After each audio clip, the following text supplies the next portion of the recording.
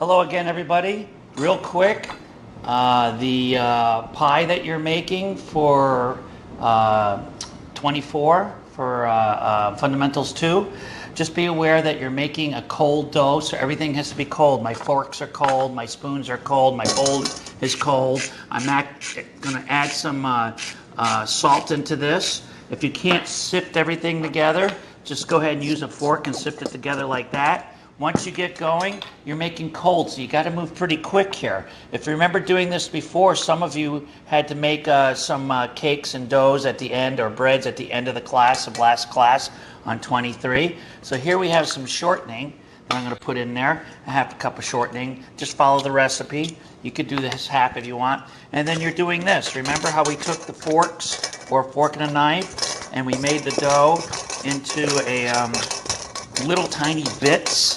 And the reason why I want to make it little tiny bits is all the flour has to have a little bit of that shortening attached to it in order for us to make a nice bowl that we can knead and make into little patties for our pies. They're miniature pies, but it's a meat pie.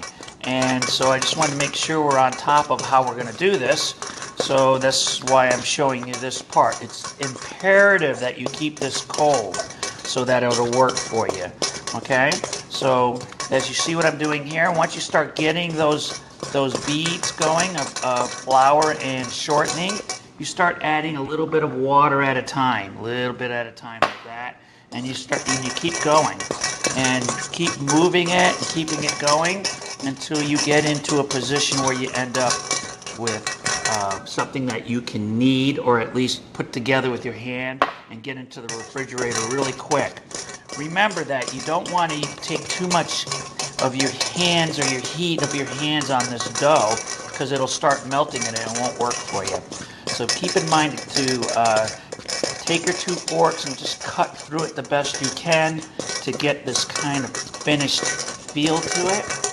I'm going to add a little more water to there. And then that way you have your dough going to a point where you can actually create a ball out of it in a sense, you know.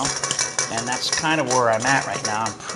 I'm going faster than I like to go because I'm being restricted to time. So I should have waited a little bit longer, but I'm just going to add the rest of the water in there. Take your time with the water. This took me twice as long to make earlier today. I just wanted to show you what you got yourself into and how easy it is to work.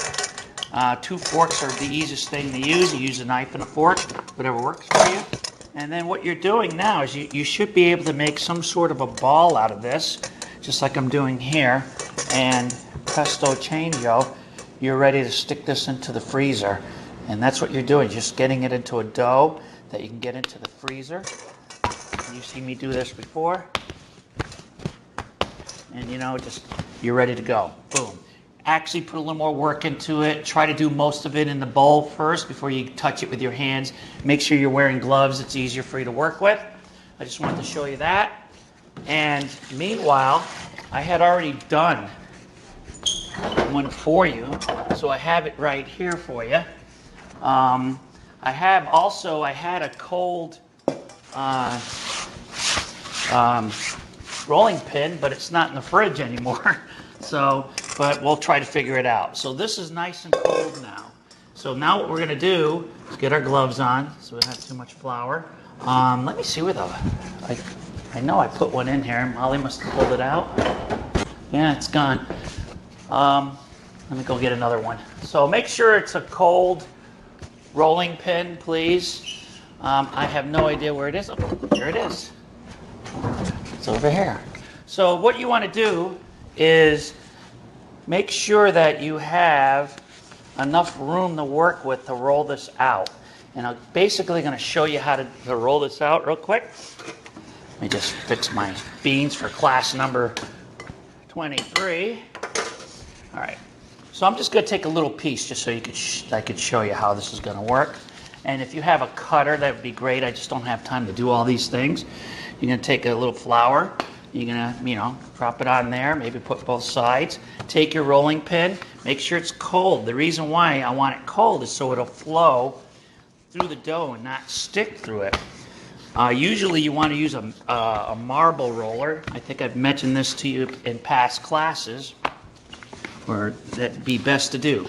So I'm going to have Molly turn this off. As you can see how I'm rolling it out, trying to get it as thin as possible. And then I'm going to come right back on how to fill these and cook them. And then you're done.